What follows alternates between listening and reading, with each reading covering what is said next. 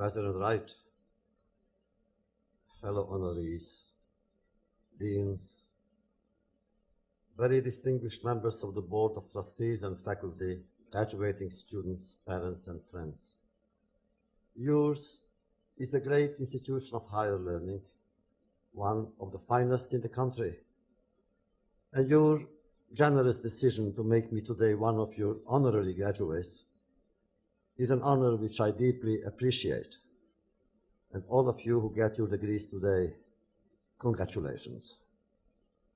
Together with you and like you, I know that commencement exercises are more than a ceremony. They transcend even the rite of passage inherent in their symbolism. They represent a watershed in your life. From now on, there will be a before and an after. You are about to enter the outside world. Is anyone waiting for you there? And this is the moment you ask yourselves, where am I in my life? What role has it prepared for me? What is the state of the world out there? A story which may be useful to the medical graduates, the MDs already. The story is a man came to his doctor with numerous complaints. The doctor examines him thoroughly and at the end, naturally, asks him to open his mouth and said, "Oh friend, I don't like your tongue." And the patient answered, "That's the only one I have." Well, graduates, this is the only world we have. Who or what is there that will tell us what to do in order to preserve our humanity and celebrate that of others?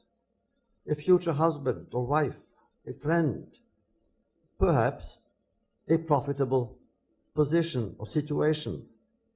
Those who have invested in your education their talent and knowledge have done so, believing that you will one day emerge in positions of power or influence, whose decisions may affect the welfare and the lives of many, or at least of one other person, and that will be their reward.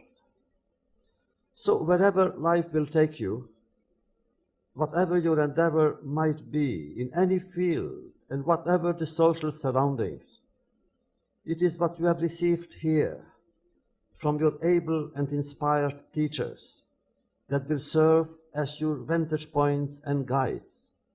Do not forget them. I have not forgotten mine. Most belong to the distant past. Some were more recent. All remain in my memory. Isaiah and Rabbi Akiva, Plato and Spinoza, Dostoevsky and Kafka. Their vision has retained its haunting quality, and their voice, when I write or when I teach, reverberates in my own. The teacher in me tells you that what he has learned from them is what I can give you. The magic of words and the weight of silence that separates one from the other. But I've also learned from others who were their enemies and mine. Sad lessons, dark lessons, appalling lessons.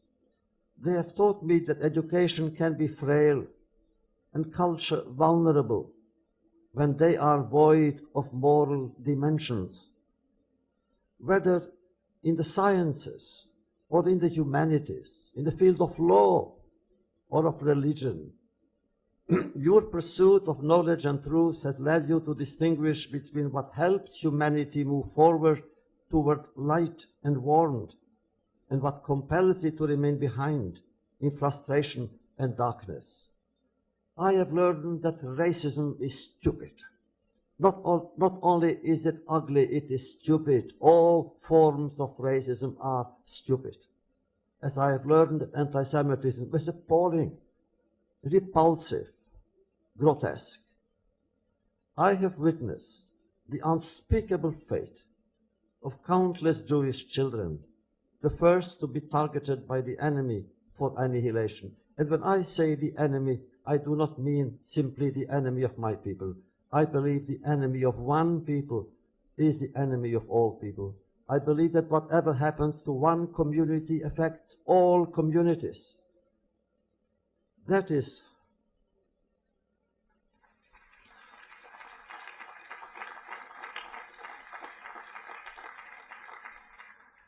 why the tragedy of so many children today moves me so often to frustration and anger.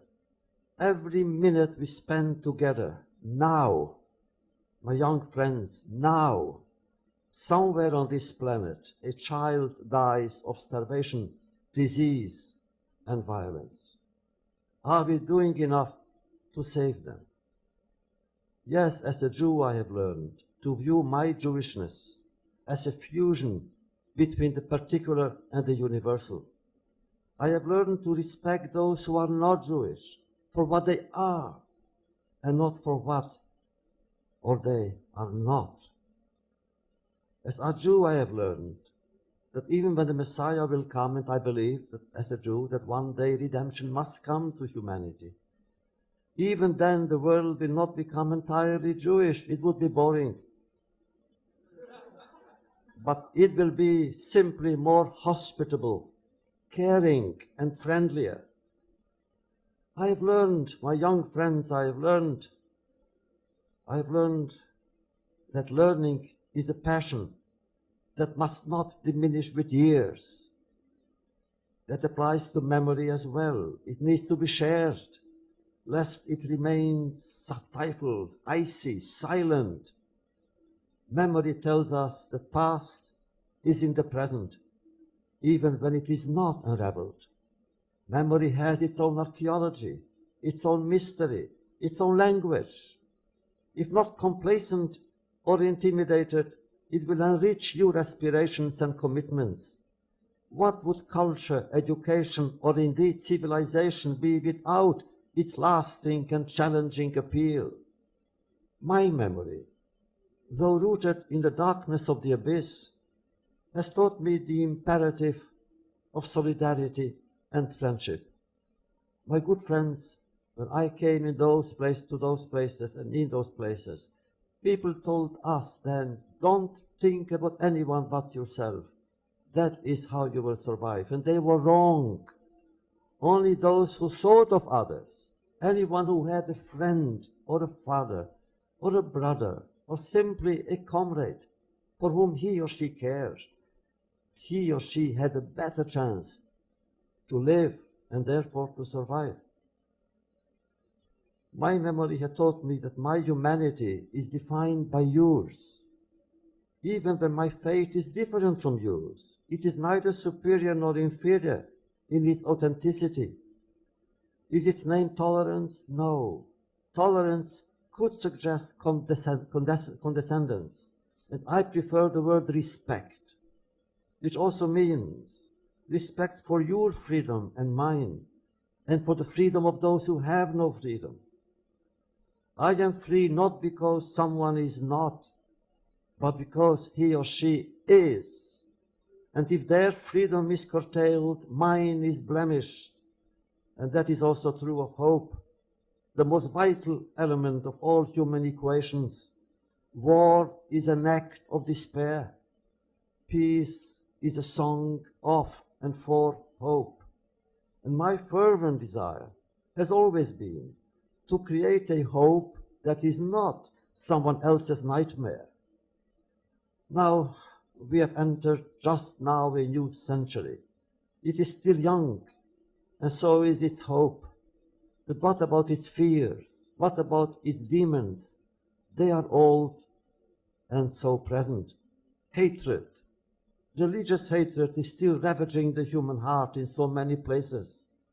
Bosnia and Rwanda are all but forgotten, but Somalia and Sudan are not, must not. In former refugee camps in Yugoslavia, I visited families in the tents, going around from one to the other, from one surviving victim to another, listening to their tales. and not one of them succeeded in completing a story. They all broke out in tears, and I felt perhaps this is what we must learn, to collect tears and turn them into stories, into gestures of solidarity and compassion. From my teachers, I also learned the sublime art of questioning. From Erasmus, I learned to praise folly, and from Montaigne to accept the power of doubt. I like Nietzsche's warning that madness is a consequence not of uncertainty, but of certainties. And this we better remember now, for there exists a new or renewed scourge named fanaticism that afflicts contemporary events.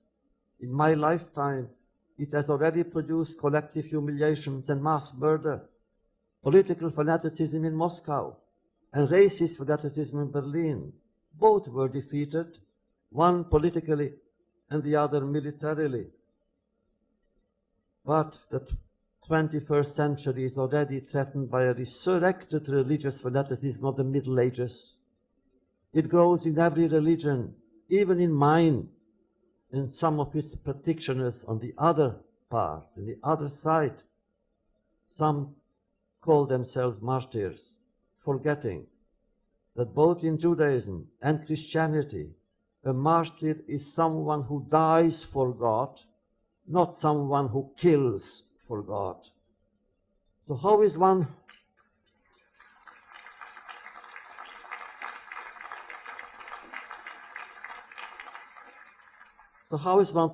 to fight fanaticism? Whatever the answer, education must be its principal component. In conclusion, only this. My young friends, this century is not mine. It is yours. If there is hope, and there must be, you will shape it and you will justify it. All I can do is offer you my memories and experiences to help you in your quest, so that the years ahead will enable you to confront the inevitable fear and trembling which are inherent in the human condition in its fight for better times. Granted, the world you inherited is far from being safe and peaceful, but it is your task, and maybe mine still, to improve it. Remember, one person's courageous humanist initiative or moral commitment can make a difference, and it has. Always one person saved one person or one family in those dark times, and they remain my idols. For even then, those who did so restored the honor of the human race and of humanity. Well, of all Albert Camus' sayings, I prefer the one which comes at the denouement of his novel, The Plague.